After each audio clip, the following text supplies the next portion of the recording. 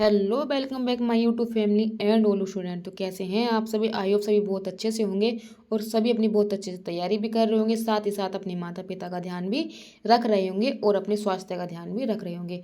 तो मैं आप सभी की दोस्त अभिलाषा राजपूत आप सभी का स्वागत करती हूँ आपके प्यारे यूट्यूब चैनल रिजल्ट तक में।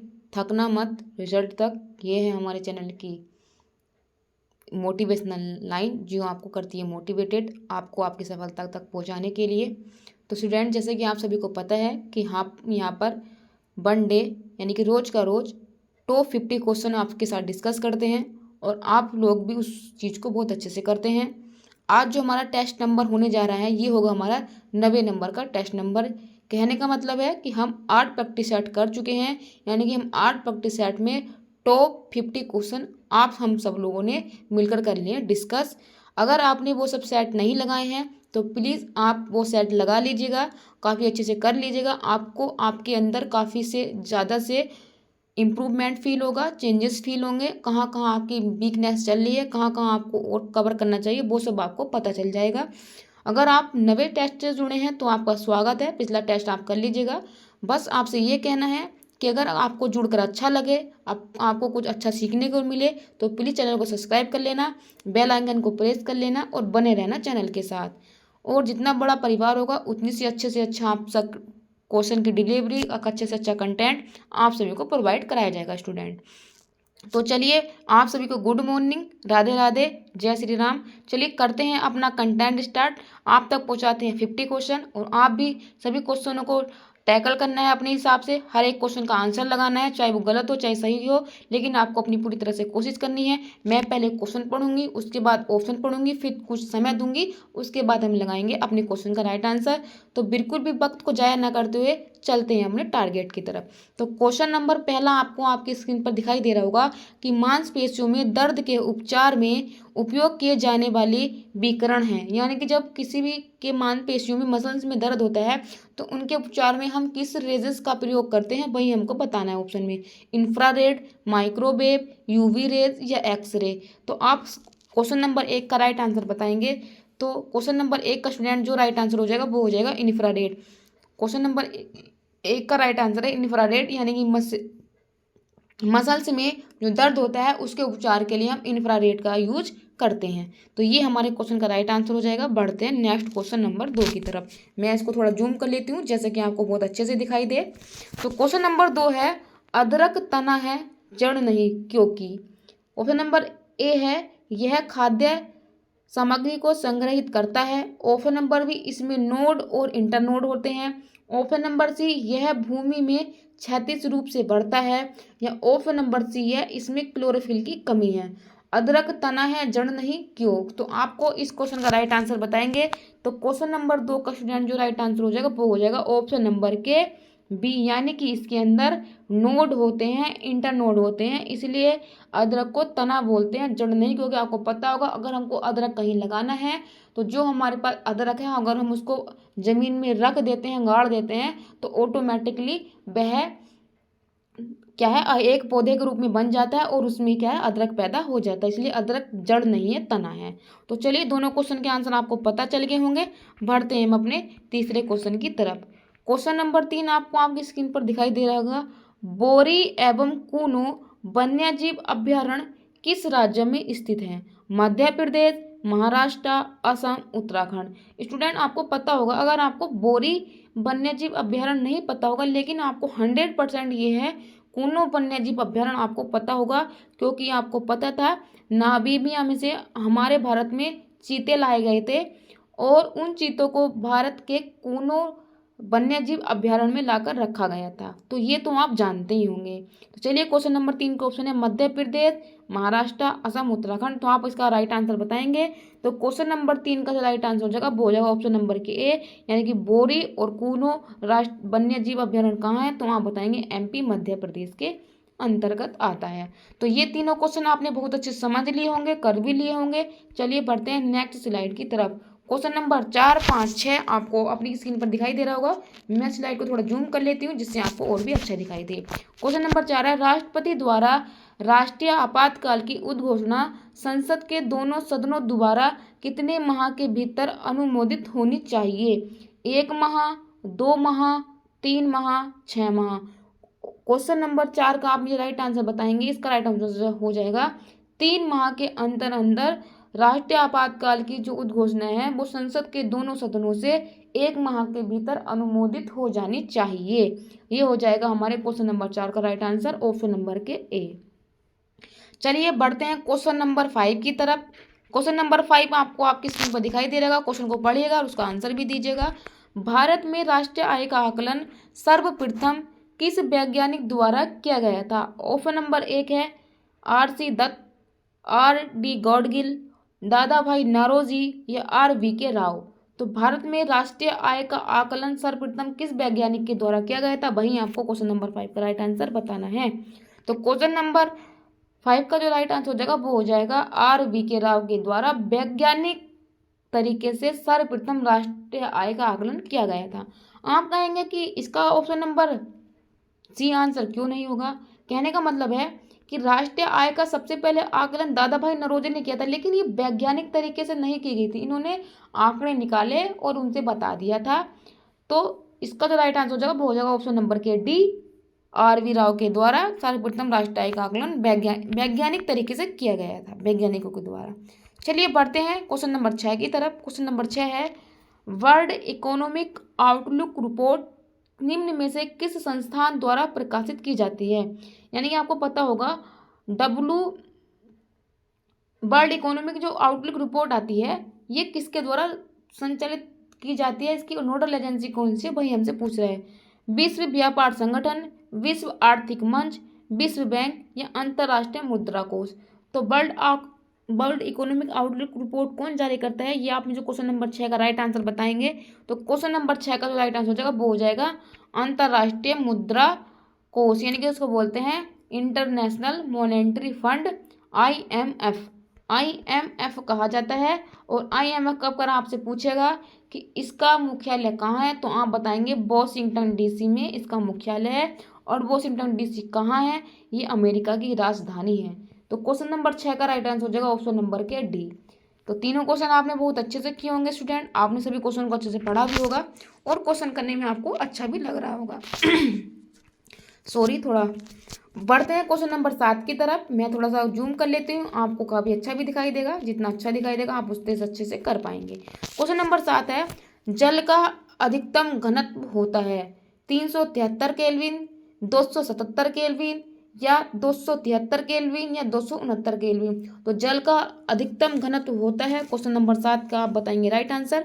तो क्वेश्चन नंबर 7 का राइट आंसर हो जाएगा ऑप्शन नंबर के भी 277 केल्विन जल का अत्यधिक घनत्व होता है। स्टूडेंट इस क्वेश्चन में मैं इसकी डिटेल बता देती हूँ कि इसके पीछे क्या छिपा है। देखिए 4 डिग्री सेल्सियस पे जल का अत्यधिक घनत्व होता है।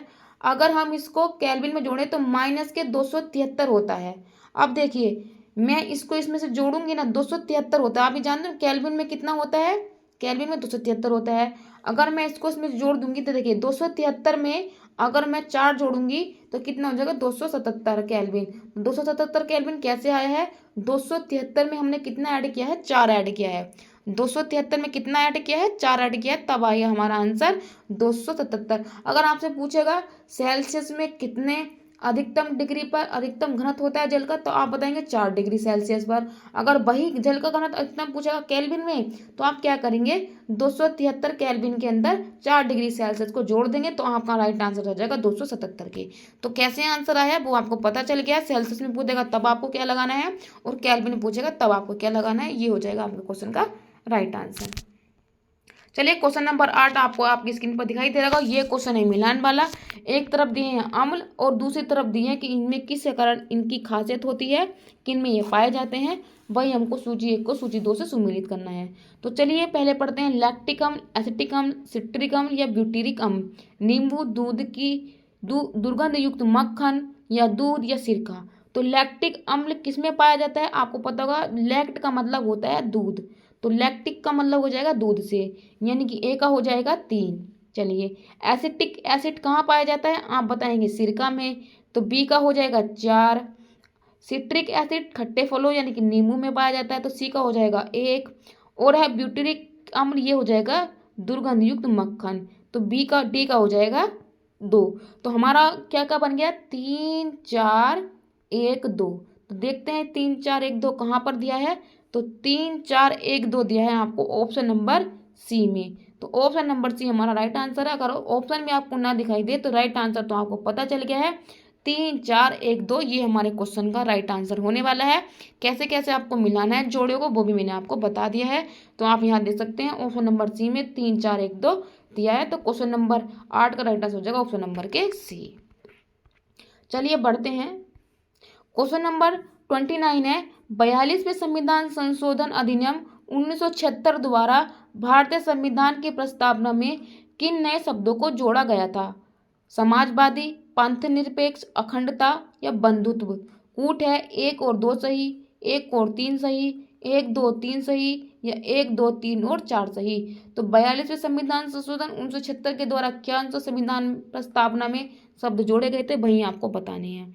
तो चलिए स्टूडेंट, मैं आपके लिए इसके लिए शब्द बता देती हूँ। आप क्या है, आपस, ये शब्द याद रखेंगे, इससे आपको क्रम भी याद रहेगा। यानी कि इसमें अखंडता, पंथनिरपेक्ष और समाजवाद ये तीनों शब्द जोड़े गए थे। तो आपको आपस याद रखना है, आप कभी भी गलती नहीं करेंगे। अगर आपने आपस याद कर लिया तो आप ये वाला क्वेश्चन बनाकर ले जाएंगे। तो चलिए इसमें देख लेते हैं कौन कौन से हैं।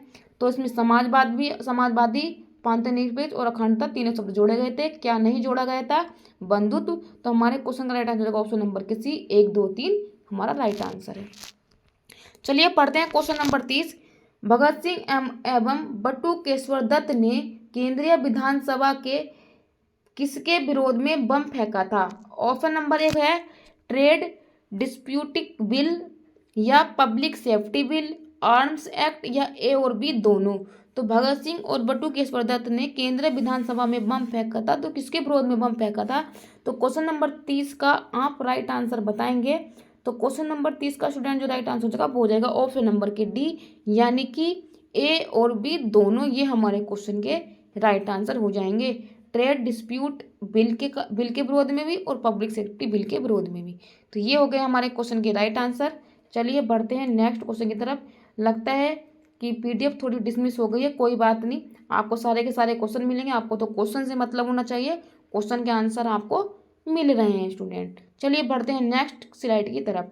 क्वेश्चन नंबर 31 आपको दे रहा होगा कि जास्कर श्रेणी किस हिमालय में स्थित है? ऑप्शन नंबर 1 है वृद्ध हिमालय में, ट्रांस हिमालय में, लघु हिमालय में या इनमें से कोई नहीं।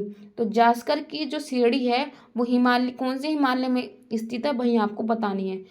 तो आप बताएंगे क्वेश्चन नंबर 31 का राइट आंसर ये हो जाएंगे ट्रांस हिमालय में। तो जास्कर श्रेणी कौन से में आती है? ट्रांस हिमालय में। तो ऑप्शन नंबर बी हमारा राइट आंसर हो जाएगा। ट्रांस हिमालय में काराकोरम, जास्कर और लद्दाख, और इधर आ जाएगी आपकी तिब्बत में जो होती है ना वो तिब्बत में कैलाश श्रेणी। ये 4 के 4 जो रेंज हैं, Karakoram range, Zanskar range, Ladakh range और यहाँ हो जाएगी ये जो कैलाश पर्वत जो रेंज है तिब्बत में पड़ती है। तो ये क्या है? ट्रांस हिमालय का हिस्सा है।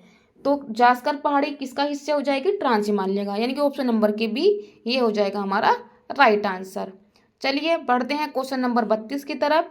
दहसाला बंदोबस्त निम्न में से किसके दिमाग की उपज थी? अकबर, टोडरमल, जहांगीर, औरंगजेब।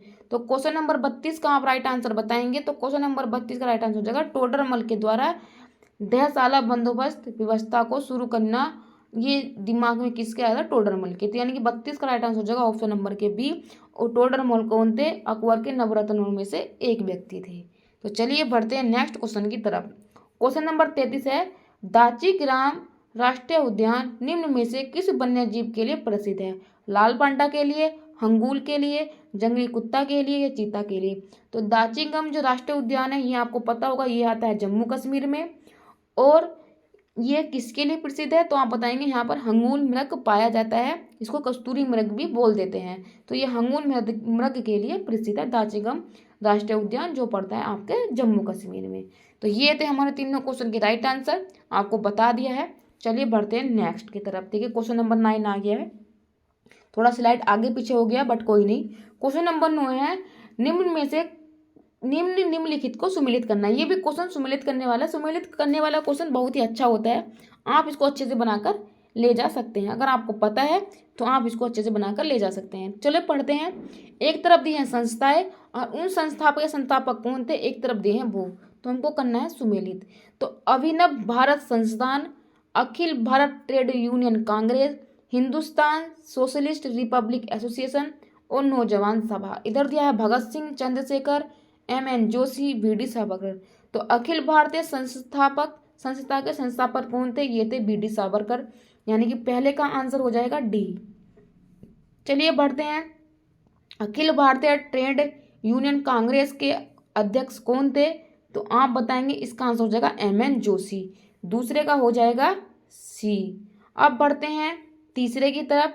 तो हिंदुस्तान सोशलिस्ट रिपब्लिक एसोसिएशन की स्थापना किसने की थी, ये की थी चंद्रशेखर आजाद ने। तो तीसरे का हो जाएगा बी। चलिए बढ़ते हैं। नौजवान सभा के संस्थापक कौन थे, आप बताएंगे भगत सिंह। तो डी यानी चौथे का आंसर हो जाएगा ए। तो चलिए डी सी, ये बी है, डी सी बी ए कौन से ऑप्शन में दी है, तो डी सी वी ए ये दी है आपको option number D B C में। तो 9 का आंसर हो जाएगा ऑप्शन नंबर के सी। पहले का डी, दूसरे का सी, तीसरे का वी और चौथे का ए। तो ये हो गए हमारे राइट आंसर। आपको बहुत अच्छे से समझ में आ गया होगा, आपने इसको कर भी लिया होगा, क्योंकि सुमिलित करने वाले सवाल काफी अच्छे होते हैं। क्वेश्चन नंबर 10 है, बंग भंग विरोधी आंदोलन का आरंभ किस तिथि में हुआ था। 20 जुलाई 1905, 7 अगस्त 1905, 16 अक्टूबर 1905 या 7 नवंबर 1905। तो बंग भंग विरोधी आंदोलन का प्रारंभ किस तिथि को हुआ था, आप बताएंगे आंसर करके। तो क्वेश्चन नंबर 10 का स्टूडेंट जो राइट आंसर हो जाएगा, आप बताएंगे ऑप्शन नंबर के सी। 16 अक्टूबर 1905 को बंग भंग विरोधी आंदोलन आरंभ किया गया था। क्वेश्चन नंबर 10 का राइट आंसर हो जाएगा ऑप्शन नंबर के सी। क्वेश्चन नंबर 11 है, निम्नलिखित में से कौन सुमेलित नहीं है। एक तरफ दिए हैं अभ्यारण्य और दूसरी तरफ दिए हैं राज्य। चंद्रप्रभा वन्यजीव अभ्यारण्य उत्तर प्रदेश में, जयसमंद वन्यजीव अभ्यारण्य राजस्थान में, कैरेरा वन्यजीव अभ्यारण्य मध्य प्रदेश में और नाहरगढ़ वन्यजीव अभ्यारण्य कर्नाटक में। तो कौन सा सुमेलित नहीं है, तो क्वेश्चन नंबर 11 का आप राइट आंसर बताएंगे ऑप्शन नंबर के डी, नाहरगढ़ वन्यजीव अभ्यारण्य कर्नाटक में नहीं है। तो कर्नाटक में कौन है, कर्नाटक में अंसी है, कर्नाटक में नागरहोल है, कर्नाटक में कुद्रेमुख है और कर्नाटक में आपको नागरहोल भी मिल जाएगा। तो ये जो अभ्यारण्य है ये पड़ते हैं कर्नाटक में, लेकिन नाहरगढ़ का संबंध कहाँ, कर्नाटक से नहीं है। तो आपको राइट आंसर पता चल गए। चलिए बढ़ते हैं नेक्स्ट स्लाइड की तरफ। क्वेश्चन नंबर 12, 13, 14 आपको स्क्रीन पर दिखाई दे रहे होंगे। 12वां क्वेश्चन है कि भारतीय संविधान के किस अनुच्छेद के तहत सर्वोच्च न्यायालय रिट जारी करता है। अनुच्छेद 32, अनुच्छेद 132, अनुच्छेद 129 या अनुच्छेद 141। तो संविधान के किस अनुच्छेद के द्वारा सुप्रीम कोर्ट अपनी रिट जारी करते हैं, आप बताएंगे आंसर करके। तो क्वेश्चन नंबर 12 का जो राइट आंसर हो जाएगा वो हो जाएगा अनुच्छेद 32 के तहत सर्वोच्च न्यायालय रिट जारी करता है। और सर्वोच्च न्यायालय कितने प्रकार की रिट जारी करता है, तो आप बताएंगे 5 प्रकार की रिट जारी करता है। और आपको ये भी पता होगा कि आर्टिकल 32 को बाबा साहब भीमराव अम्बेडकर ने इसको क्या है, संविधान की आत्मा भी कहा है। तो ये हो गया इससे संबंधित डिटेल और हमारे क्वेश्चन का राइट आंसर हो गया ऑप्शन नंबर के ए। तो चलिए बढ़ते हैं क्वेश्चन नंबर 13 की तरफ। क्वेश्चन नंबर 13 है, हिंदुस्तान रिपब्लिक एसोसिएशन की स्थापना कहाँ की गई थी। लखनऊ में, कानपुर में, दिल्ली में या बनारस में। तो क्वेश्चन नंबर 13 का स्टूडेंट जो राइट आंसर हो जाएगा वो बताएंगे कानपुर में के अंदर HRS की स्थापना की गई थी कानपुर में। और आप बताएंगे कब की गई थी, तो ये की गई थी 1924 में कानपुर में, यहाँ पर इसकी स्थापना की गई थी। और हिंदुस्तान एसोसिएशन रिपब्लिक एसोसिएशन की स्थापना कब की गई थी, तब आप बताएंगे 1928 में। और इसके संस्थापक तब कौन थे, तो आप बताएंगे ये थे चंद्रशेखर आजाद। और इसकी स्थापना हुई थी दिल्ली में और दिल्ली के फिरोजशाह कोटला मैदान में। लेकिन हिंदुस्तान RHS की स्थापना 1924 कानपुर में हुई थी। तो आप दोनों को आंसर बनाकर ले जाएंगे, जो सा पूछेगा आप उसको ही बताएंगे। तो क्वेश्चन नंबर 13 का राइट आंसर हो जाएगा ऑप्शन नंबर के सी। क्वेश्चन नंबर 14 आपको स्क्रीन पर दिखाई दे रहा है, कोहरे के समय हम लोग किसके कारण नहीं देख पाते हैं। अपवर्तन, परावर्तन, प्रकीर्णन या आंतरिक परावर्तन। तो कोहरे के समय हम लोग किसके कारण नहीं देख पाते हैं, तो क्वेश्चन नंबर 14 का आप मुझे राइट आंसर बताएंगे प्रकीर्णन के द्वारा नहीं देख पाते हैं। तो क्वेश्चन नंबर 14 का राइट आंसर हो जाएगा ऑप्शन नंबर के डी। चलिए बढ़ते हैं नेक्स्ट क्वेश्चन की तरफ। क्वेश्चन नंबर 15 है, निम्न में से कौन सा एक नाइट्रोजन स्थिरीकरण करने वाला जीव नहीं है, यानी कि नाइट्रोजन फिक्सेशन कौन नहीं करता। नोस्टोक, एनावीना या एजेटोबैक्टर या माइकोराइजा, एनावीना, नोस्टोक या एजेटोबैक्टर। तो क्वेश्चन नंबर 15 का आप राइट आंसर बताएंगे। क्वेश्चन नंबर 15 का स्टूडेंट जो राइट आंसर हो जाएगा ऑप्शन नंबर के डी, माइकोराइजा नाइट्रोजन स्थिरीकरण नहीं करता है। और ये क्या है, जीव है, यानी कि बैक्टीरिया हैं, आप ये भी याद रखिएगा। कभी कभी आपसे ये भी पूछ सकता है कि नाइट्रोजन स्थिरीकरण करने वाले को क्या कहते हैं, जीव कहते हैं, क्या कहते हैं, तो आप बताएंगे जीव कहते हैं उनको। क्वेश्चन नंबर 16 की तरफ बढ़ेंगे। क्वेश्चन नंबर 16 है, निम्नलिखित में से कौन सा सुमेलित नहीं है। एक तरफ दिए हैं अकबर के कार्य और दूसरी तरफ दिए हैं उनके वर्ष। जयकर की समाप्ति 1564, मजहर की घोषणा 1579 में। आप बताएंगे इलाही संबत की स्थापना 1582 में और फतेहपुर सीकरी की स्थापना 1571 में। तो 16 का आप राइट आंसर बताएंगे ऑप्शन नंबर के सी, इलाही संबत की स्थापना 1582 में नहीं की गई थी। क्वेश्चन नंबर 16 का राइट आंसर ऑप्शन नंबर के सी। चलिए बढ़ते हैं नेक्स्ट स्लाइड की तरफ। क्वेश्चन नंबर 20 है कि पश्चिमी घाट पर पाए जाने वाली वनस्पति का प्रकार है, सदाहरित, अल्पाइन, सवाना, पर्णपाती। तो पश्चिमी घाट पर किस प्रकार की वनस्पति पाई जाती हैं, तो क्वेश्चन नंबर 20 का आप बताएंगे यहाँ पर सदाहरित यानी कि सदा हरे भरे वन पाए जाते हैं, वनस्पति पाई जाती है। तो question number A right answer. Question number 21 है, निम्नलिखित में से किस शासक ने वातापीकोण की उपाधि धारण की थी। राजेंद्र प्रथम, पुलकेशिन द्वितीय, राजराज प्रथम या नरसिंह वर्मन प्रथम ने। तो वातापीकोण की उपाधि किस शासक ने धारण की थी, आप बताएंगे इसका कमेंट में आंसर करके। तो क्वेश्चन नंबर 21 का जो राइट आंसर हो जाएगा वो हो जाएगा ऑप्शन नंबर के डी, नरसिंह वर्मन प्रथम के द्वारा वातापीकोण की उपाधि धारण की गई थी, नरसिंह वर्मन प्रथम, ऑप्शन नंबर के D right answer. Question number 22 है, 1857 की क्रांति के बाद कौन सा विद्रोह हुआ था। सन्यासी विद्रोह, पावना विद्रोह, संथाल विद्रोह या नील विद्रोह। तो क्वेश्चन नंबर 22 का जो स्टूडेंट राइट आंसर हो जाएगा वो हो जाएगा नील विद्रोह, यानी कि ऑप्शन नंबर के डी क्वेश्चन नंबर 22 का राइट आंसर हो जाएगा। 1857 की क्रांति के बाद होने वाला ठीक विद्रोह कौन सा था, नील विद्रोह। तो चलिए बढ़ते हैं नेक्स्ट क्वेश्चन की तरफ। आई होप आपको क्वेश्चन पेपर लगाने में काफ़ी अच्छा लग रहा होगा। कुछ क्वेश्चन आप अच्छे से बना कर ले जा रहे हैं, कुछ क्वेश्चन करने के लिए आपको मेहनत करने की जरूरत पड़ रही होगी और कुछ क्वेश्चन आपको नहीं बन पा रहे होंगे। जो नहीं बन पा रहे वही आपको सीखना है और जो आपसे बन रहे हैं वो तो आपको एकदम पक्के हो जाएंगे। पढ़ते हैं क्वेश्चन नंबर 23 की तरफ। निम्न में से कौन सी समिति चुनाव सुधार आयोग से संबंधित है। ऑप्शन नंबर 1 है दिनेश गोस्वामी समिति, दूसरी दी है इंद्रजीत गुप्ता समिति, तीसरी दी है बोहरा समिति और चौथी दी है ओम प्रकाश समिति। तो कौन सी समिति आपको चुनाव आयोग से संबंधित लगती है वही आपको बताना है। कूट दिया है 1, 3 और 4 सही, 2 और 4 सही, 3 और 4 सही, 1, 2 और 3 सही। तो क्वेश्चन नंबर 23 का आप हमको बताएंगे राइट आंसर। तो चलिए क्वेश्चन नंबर 23 का आप राइट आंसर बताइएगा।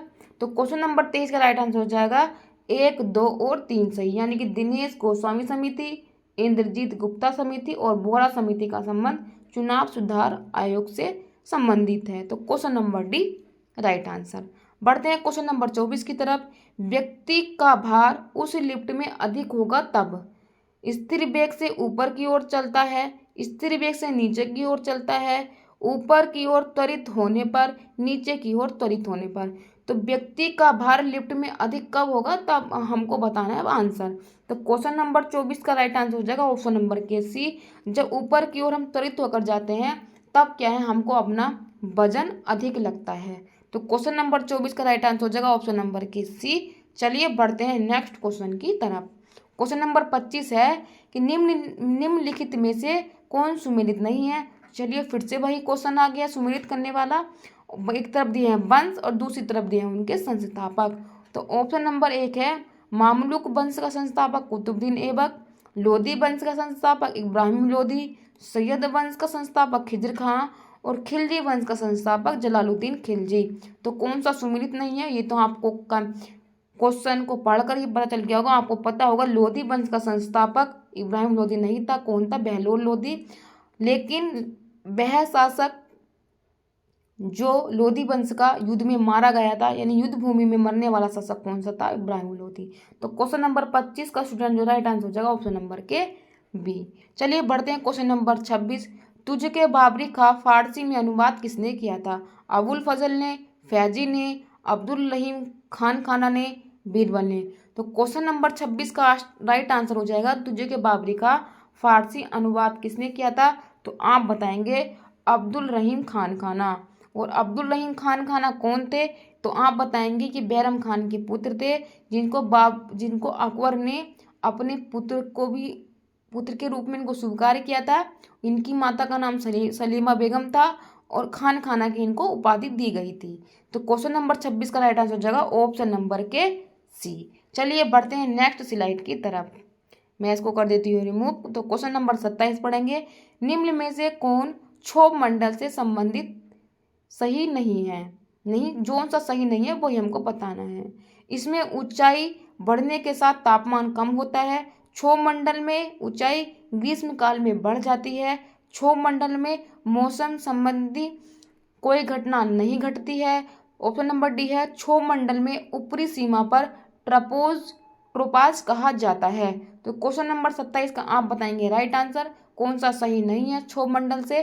तो क्वेश्चन नंबर 27 का आप करेंगे राइट आंसर। तो क्वेश्चन नंबर 27 का राइट आंसर हो जाएगा ऑप्शन नंबर के सी।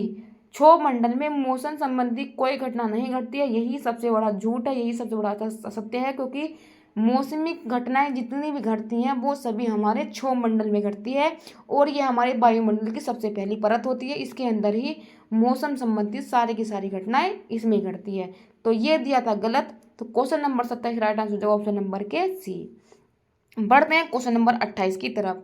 संवेग का मात्रक है किग्रा मीटर पर सेकंड, किग्रा मीटर स्क्वायर पर सेकंड, किग्रा मीटर स्क्वायर सेकंड स्क्वायर, किग्रा स्क्वायर मीटर पर सेकंड स्क्वायर। तो संवेग का मात्रक क्या होता है स्टूडेंट? आपको पता होगा P बराबर होता है MP। M का मतलब हो जाएगा किलोग्राम और B का हो जाएगा वेग, यानी कि वेग को बोलते हैं स्पीड और स्पीड क्या होती है? मीटर पर सेकंड। तो इसको बोल देंगे केजी मीटर पर सेकंड। तो देखिए ये कहाँ पर दिया है? तो केजी मीटर पर सेकंड दिया है ऑप्शन नंबर ए में। तो हमारे क्वेश्चन का राइट आंसर हो जाएगा ऑप्शन नंबर के ए। अगर आप जानते हैं इसका सूत्र तो आप इसका अच्छे से आंसर निकाल कर ले जा सकते हैं।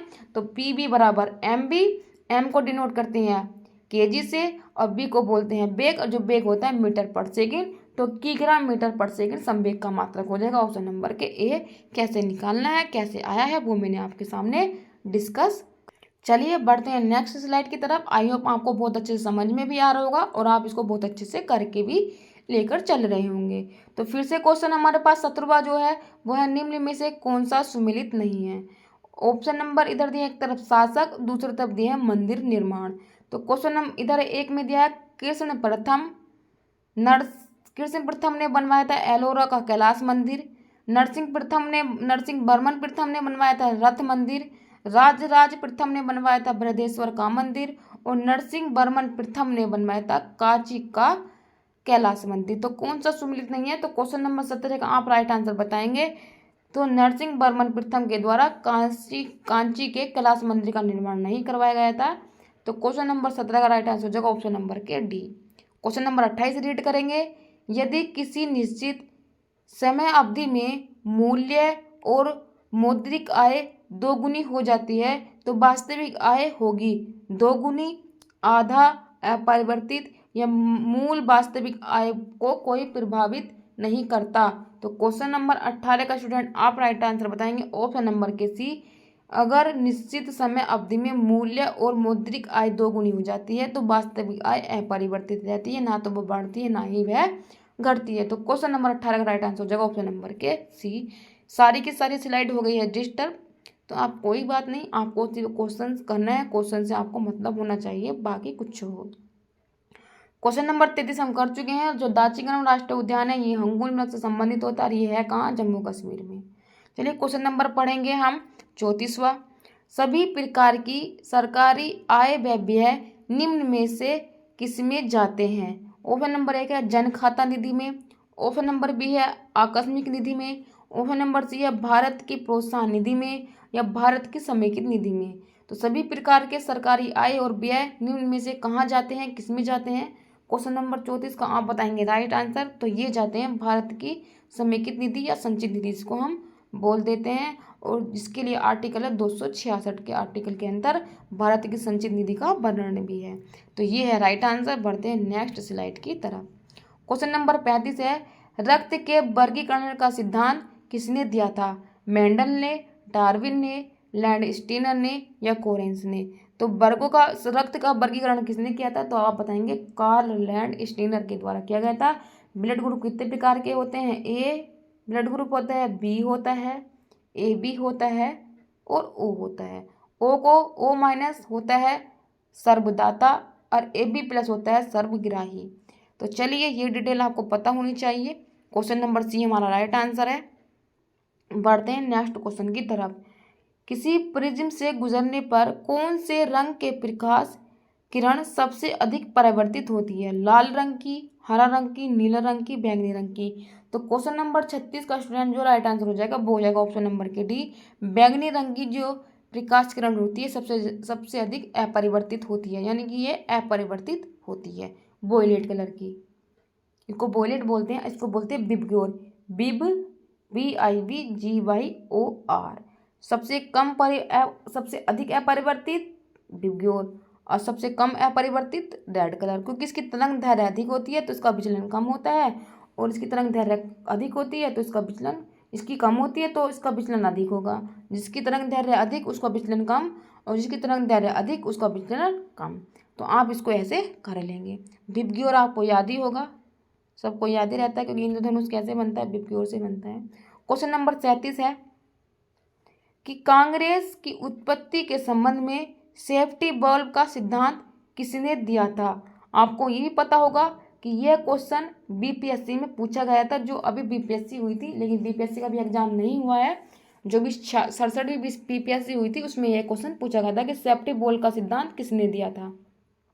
अरविंद घोष ने दिया था, बिपिन चंद्र पाल ने दिया था, लाला हरदयाल ने दिया था, कि लाला लाजपत राय ने दिया था? तो क्वेश्चन नंबर 37 का आप राइट आंसर बताएंगे। सेफ्टी बल्ब का सिद्धांत किसने दिया था? लाला लाजपत राय के द्वारा दिया गया था। क्वेश्चन नंबर 38 है पौधे के किस भाग में प्रकाश संश्लेषण होता है? न्यूक्लियस में, माइटोकॉन्ड्रिया में, क्लोरोप्लास्ट में, या पाइरोक्सीसोम में? तो क्वेश्चन नंबर 38 का राइट आंसर हो जाएगा, आप बताएंगे क्लोरोप्लास्ट में प्रकाश संश्लेषण की अभिक्रिया होती है। बढ़ते हैं क्वेश्चन नंबर 39 की तरफ। भारतीय राष्ट्रीय आंदोलन के दौरान स्थापित समानांतर सरकारों में सबसे ज्यादा समय तक रहने वाली सरकार थी? तमलुक की, बलिया की, सतारा की, भागलपुर की? तो सबसे अधिक समय तक कहाँ की समानांतर सरकार चली थी? 39 का आप मुझे राइट आंसर बताएंगे। सतारा की सरकार सबसे लंबे समय तक चली थी। चलिए बढ़ते हैं नेक्स्ट स्लाइड की तरफ। क्वेश्चन नंबर 40 है प्रजापति उत्तर वैदिक काल में किसके प्रमुख देवता थे? यज्ञ के देवता, युद्ध के देवता, जल के देवता, या सृजन के देवता? तो प्रजापति कौन थे? तो क्वेश्चन नंबर 40 का आप राइट आंसर बताएंगे। प्रजापति को बोलते हैं सृजन के देवता। प्रजा का मतलब हो जाता है प्रजा, और प्रजा का पता नहीं, प्रजा के पति यानी सृजन के देवता। थोड़ा बहुत आप यहाँ को लिंक करके भी इसका आंसर दे सकते हैं।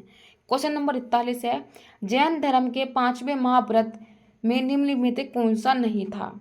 अहिंसा, असत्य, अपरिग्रह, स्यायवाद? तो जैन धर्म के जो 5 महाव्रत थे उनमें से कौन सा शामिल नहीं था, वही हमको क्वेश्चन पूछ रहा है। तो आप बता देंगे क्वेश्चन नंबर 41 का राइट आंसर हो जाएगा स्यायवाद जैन धर्म के 5 महाव्रतों में शामिल नहीं था। चलिए बढ़ते हैं क्वेश्चन नंबर 42 की तरफ। शेख सलीम चिश्ती किसके शासक के समकालीन थे? बाबर के, हुमायूं के, जहांगीर के, अकबर के? तो आप बताएंगे शेख सलीम चिश्ती किसके समकालीन थे? आपको पता है ये थे अकबर के, क्योंकि इनके ही आशीर्वाद से अकबर को पुत्र की प्राप्ति हुई थी, जिसका नाम इनको प्यार से शेखू बाबा या सलीम कहकर वे पुकारते थे। क्वेश्चन नंबर 42 का नाम हो जाएगा राइट आंसर ऑप्शन नंबर के डी। चलिए बढ़ते हैं नेक्स्ट क्वेश्चन की तरफ। क्वेश्चन नंबर 43 है कि बौद्ध धर्म के संघ संबंध नियम तथा आचरण किस पुस्तक में संग्रहित है? विनय पिटक में, सुत्त पिटक में, अभिधम पिटक में, या बुद्धचरित में? तो बौद्ध धर्म में जो संघ संबंधी नियम है और आचरण है वे किस पुस्तक में संग्रहित हैं? तो क्वेश्चन नंबर 43 का आप बताएंगे राइट आंसर। तो ये हो जाएगा विनय पिटक में। विनय पिटक में नियम और आचरण का वर्णन है। और बुद्ध के संघ संबंधी शिक्षाएं जितनी भी है वो सुत्त पिटक में है। और इसमें जो आ जाएंगे यहाँ पर इनके बुद्ध की शिक्षाओं का वर्णन, यानी कि उनके जो दीक्षा दी जाती है वो नियम कहाँ पर दिए हैं? वो दिए हैं अभिधम पिटक में। तो आप ये तीनों पुस्तक के बारे में पूछता है। और बुद्ध चरित्र के रचयिता कौन है? आप बताएंगे अश्व घोष। तो क्वेश्चन नंबर 43 का राइट आंसर हो जाएगा ऑप्शन नंबर के ए विनय पिटक। और चारों ऑप्शन मैंने आपके सामने क्लियर कर दिए हैं। चलिए बढ़ते हैं नेक्स्ट क्वेश्चन की तरफ। भारत में परमाणु ऊर्जा आयोग की स्थापना किस वर्ष की गई थी? 1947, 1948, 1950 और 1962। तो 44 का स्टूडेंट राइट आंसर हो जाएगा 1948, यानी कि स्वतंत्र भारत में हमने यह शुरुआत कर दी थी, क्योंकि 15 अगस्त 1947 को हमारा देश आज़ाद हो गया था। चलिए बढ़ते हैं क्वेश्चन नंबर 45 की तरफ। निम्नलिखित में तट में कितनी दूरी पर प्रादेशिक जल के रूप में जाना जाता है? 20 समुद्री मील, 30 समुद्री मील, 12 समुद्री मील और 15 समुद्री मील। तो क्वेश्चन नंबर 45 का आप मुझे राइट आंसर बताएंगे। 12 समुद्री मील को हम प्रादेशिक जल सीमा के अंतर्गत मानते हैं। तो ऑप्शन नंबर 45 का राइट आंसर हो जाएगा ऑप्शन नंबर के सी। आप मुझे बताएंगे कि 1 मील में कितने किलोमीटर होते हैं? ये आपका होमवर्क है। अगर आपने पूरी क्लास करेंगे तो मुझे पता चल जाएगा कि मैंने ये क्वेश्चन कहाँ पूछा था। अगर आप पूरी क्लास नहीं कर पा रहे हैं तो ये भी मुझे पता चल जाएगा। चलिए बढ़ते हैं क्वेश्चन नंबर नेक्स्ट की तरफ। वीरभूमि किसकी समाधि स्थल है? राजीव गांधी की, लाल बहादुर शास्त्री की, इंदिरा गांधी की, जवाहरलाल नेहरू की। तो वीरभूमि किसकी समाधि स्थल है? तो क्वेश्चन नंबर 46 का आप बताएंगे राइट आंसर। तो ये हो जाएगी वीरभूमि किसकी हो जाएगी? राजीव गांधी की। किसकी? राजीव गांधी की। चलिए क्वेश्चन नंबर 47। निम्न में से कौन सी श्रृंखला द्वितीयक रंगों की है? सफेद, लाल सफेद पीला, पीकॉक पीला, नीला मजेंटा, लाल हरा पीला या लाल पीला नीला। तो आप क्वेश्चन नंबर 43 का राइट आंसर बताएंगे। जो प्राथमिक जो द्वितीयक रंग होते हैं उनको हम क्या कहते हैं? तो क्वेश्चन नंबर 43 का राइट आंसर हो जाएगा। यहाँ पर आपसे प्राथमिक रंग नहीं पूछे हैं, आपसे पूछे द्वितीयक रंग। तो पीकॉक पीला, नीला और मजेंटा को द्वितीयक रंग कहते हैं। ये रटा रटाया क्वेश्चन नहीं है कि आप लाल नीला हरा लगा देंगे, तो ये क्वेश्चन गलत हो जाएगा। अगर पूछेगा प्राथमिक प्राइमरी कलर तब आप बताएंगे लाल हरा पीला। अगर आपसे पूछेगा कि द्वितीयक रंग कौन से हैं तो आप बताएंगे पीकॉक पीला, नीला और मजेंटा। आपको क्वेश्चन सावधानी से पढ़ना है और सावधानी के साथ आंसर लगाना है। पढ़ते हैं क्वेश्चन नंबर नेक्स्ट स्लाइड की तरफ। निम्न में से कौन कैथोड किरण का गुण नहीं है? कैथोड किरण अदृश्य होती हैं, यह फोटोग्राफी प्लेट को प्रभावित करती हैं, इनकी विधन क्षमता उच्च होती है, इसका वेग प्रकाश के वेग का 1/10 गुना होता है। तो कैथोड रे का कौन सा गुण नहीं है? तो 48 का राइट आंसर हो जाएगा ऑप्शन नंबर के सी। वेदन क्षमता इसकी उच्च नहीं होती है। तो क्वेश्चन नंबर 48 का राइट आंसर ऑप्शन नंबर के सी। क्वेश्चन नंबर 49 है आज का सेकेंड लास्ट क्वेश्चन। राष्ट्रीय आपात की उद्घोषणा राष्ट्रपति कर सकता है? प्रधानमंत्री की सलाह से, स्वविवेक से, उच्चतम न्यायालय के मुख्य न्यायाधीश की सलाह पर और मंत्रिमंडल की लिखित सहमत सलाह के द्वारा। तो क्वेश्चन नंबर 49 का राइट आंसर हो जाएगा ऑप्शन नंबर के डी। 7वां संविधान संशोधन 1956 में यह कहा गया था अगर राष्ट्र में राष्ट्रीय आपातकाल लगेगा राष्ट्रपति के द्वारा तो मंत्रिमंडल की लिखित सिफारिश की या लिखित अनुमोदन प्राप्त होना चाहिए, तभी राष्ट्रपति आपातकाल की घोषणा कर सकता है। अगर आपसे पूछेगा कि मंत्रिमंडल शब्द का कहाँ पर इस्तेमाल हुआ है, कहाँ पर प्रयोग किया है, तो आप बताएंगे 7वां संविधान संशोधन 1956 में यह किया गया है इसका इस्तेमाल। चलिए बढ़ते हैं क्वेश्चन नंबर आज के लास्ट की तरफ। ये है आज का हमारा लास्ट क्वेश्चन। हम पहुंच गए हैं आप समाप्ति की ओर और आपको बहुत खुशी हो रही, टेस्ट करके आपको बहुत ही मज़ा भी आ रहा होगा। तो क्वेश्चन नंबर 50 है कि राष्ट्रपति की संवैधानिक स्थिति के बारे में कौन सा कथन सत्य नहीं है, यानी कि आपको रॉन्ग कथन चुनना है। ऑप्शन नंबर ए है राष्ट्रपति राष्ट्र का प्रतिनिधित्व करता है किंतु राष्ट्र का शासन नहीं करता। वह राष्ट्र का प्रतिनिधित्व करता है और शासन का भी करता है। ऑप्शन नंबर सी है वह राष्ट्र का प्रतिनिधित्व नहीं करता बल्कि राष्ट्र का शासन करता है। ऑप्शन नंबर डी है, वह न तो राष्ट्र का प्रतिनिधित्व करता है और न ही वह शासन का प्रतिनिधित्व करता है। तो कौन सा सत्य नहीं है, आप बताएंगे राइट आंसर। तो ऑप्शन नंबर हो जाएगा ऑप्शन नंबर ए, राष्ट्रपति राष्ट्र का प्रतिनिधित्व करता है किंतु राष्ट्र का शासन का प्रतिनिधित्व नहीं करता। तो क्वेश्चन नंबर 50 का राइट आंसर ऑप्शन नंबर के सी। तो स्टूडेंट ये थी आज की हमारी क्वेश्चन सीरीज जिसमें हमने किया टॉप 50 सवाल। आई होप आपने बहुत सारे क्वेश्चन कर भी लिए होंगे। अगर आप 40 और 42 प्लस करके लेके जा रहे हैं तो आप समझिए आप बहुत ही गुड वाली स्थिति में। अगर आप इससे कम सवाल बनाकर ले जा रहे हैं तो आपके सोचने वाला विचार है, आपके ऊपर मनन कीजिए, विचार कीजिए कि आपको कहाँ से पढ़ना है, किस टॉपिक पर कितना विचार करना है। ये थी आज की श्रृंखला। 8 सेट आपके हो चुके हैं, आज आपका 9वां सेट है और आप सभी को बहुत उत्सुकता भी रहती होगी कि रिजल्ट तक चैनल पर चलना है, उसके परिवार का हिस्सा बनना है, डेली अपनी क्लास करनी है। अगर आप इसको टेस्ट को टाइम टू टाइम नहीं कर पा रहे हैं तो उसको डाउनलोड करके आप अपने पास रख लीजिए। जैसे कि आपके पास समय हो तो आप इस टेस्ट पेपर को लगा लीजिएगा। ये टेस्ट पेपर आपकी तैयारी के लिए बहुत ही इंपॉर्टेंट है क्योंकि इसमें हर सेक्शन से सवाल शामिल किए गए हैं। तो चलिए, मैं आप सभी की दोस्त अभिलाषा राजपूत आपके प्यारे यूट्यूब चैनल रिजल्ट तक पर आपका स्वागत करती हूँ। मैं आपसे लेती हूँ विदा। मिलते हैं अगले टेस्ट के साथ इसी उम्मीद, नई ताजगी, नई उत्साह के साथ। तो थैंक यू सो